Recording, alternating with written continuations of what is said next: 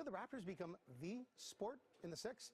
Marketing and branding guru Tony Chapman thinks so. He joins me now in studio with more on why. So you're going to make a case for the fact that the claw culture, the Kawhi culture here, is possibly displacing the Toronto Maple Leafs. Absolutely, and you have to just look that these playoffs is just accelerating the inevitable. Immigration's coming in. What do they know? They know basketball and they know soccer. Then you look at the gamification of the new culture, instant gratification, consequence happening, changing. You're not sitting around going, "Oh, they scored." You're back and forth. Your adrenaline's in it. Then you have the whole tribal element that we're so thirsty for as human beings. The chanting. There's our warriors. They've got tattoos. They're out there. The pounding of the music. It's almost like it's a punk rock concert colliding with sports. Yeah. And then how it cascades out in the sense that it just creates a halo of positive energy. The end of the game, you see hockey players are in suits and ties. What are basketball players? Street cred and authenticity. All of this is coming together in this incredible synthesization, and people, hockey fans, are going to be so upset when I say it. Basketball will become more popular than hockey, and for those reasons. Well, you know, Tony, it also fits hand in glove with everything that's happening with media and social media. I mean, for the first time ever, more people are going to watch the NBA finals in Canada than the NHL finals. TV and social media traffic's not even close.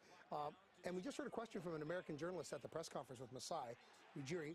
All but 3 American states, the fan base, are cheering for the Raptors to win.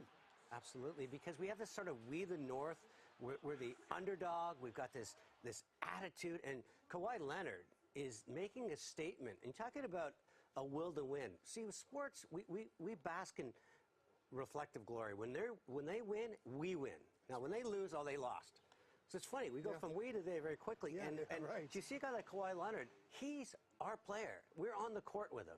And when you look around the United States and they come and look at Canada, diversity, multicultural energy, all the stuff they're dealing with, Trump, do I love him, not, China, all the negative, what we're seeing is a spirit of saying, hey, a world can come together in this melting pot called Toronto. They can go out in Jurassic Park. The energy, the power, I'll tell you, not only is this good for our local economy and not just for the playoffs, not only good for Canada, in terms of how we present ourselves to the world, you couldn't get a better branding opportunity or be doing it better than we're doing right now. Well, put your marketing hat back on, and how does Toronto, the city, now leverage this culturally and economically? Great question. So we're moving from sort of materialistic economy to what I call escapism. We want to escape. We want to experience. We want those Instagram moments. Well, the place to be right now is the Raptors. So if you're missing out on this, you must be in a coma. If your bar is not saying we're a Raptor friendly, I saw a tattoo parlor saying free Raptor tattoos. If you're not jumping on and saying, listen, there's this energy that wants to get out of the house. The fear of missing out, George, is so important. Right. I want to be places where other people are screaming and cheering. I love when I hear people say, I can't watch I have to turn it off. I get so excited and agitated. You know what a marketer would live to hear a consumer going, I get so excited and agitated about a brand? All of this is happening on basketball in Toronto. Wake up, celebrate, show your colors, show your flag, open up your arms and the love and stuff. And I'll tell you, we make a difference on that court. I'm a season ticket holder.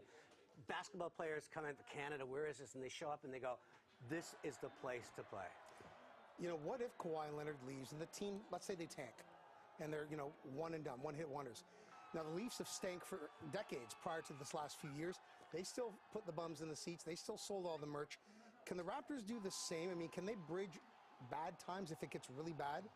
Well, when with athletes, your lead singers are your stars, and when they leave, they create a real vacuum to be filled. MLSC is one of the best I've seen at creating narrative. Wow, we've got people in from Africa. We've got new Canadians, the 905. We're going to rebuild. We've got grit. The storylines that they present to you, you can hang on to. And it's not just about winning and losing. It's about the arc, the triumph. It's the gauntlet that people are running through. And I think if they continue to present that narrative, but the thing MLSC is they can't get greedy. It can't suddenly go from all about suites and suits. They've still got to make that basketball game affordable and accessible. They got to have a bowl up there that says these are people that can come in for $10 and watch this and scream and yell and bring your families, because that ultimately, that seed will grow into something that's going to be part of our zeitgeist, part of our culture for decades to come, because basketball is really what today's world is. Instant gratification, immediate reward, excitement and energy. I hope we keep Kawhi Leonard. I'm optimistic because I'll tell you something. people, thankfully, we get a little warmer weather. The thing I was worried about was the winter, but this is a place to be. Toronto's a place. Stand up, Toronto. We're one of the greatest cities on the planet, and we're showing it every time that they can't. Pouring rain, Jurassic Park. Where are the people? Cheering. Right. Thousands. You know, with all due respect to all the other sports, soccer's always been the world sport because it's a simple sport, right? The beautiful game.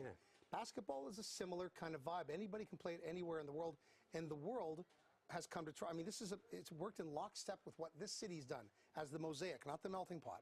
We are the most multicultural city on the planet, and what perfect place to have this team that has players from all around the world. I love it, and you know the difference between soccer, and I love the game of soccer, but you have to be. You have to understand the game to appreciate the finesse.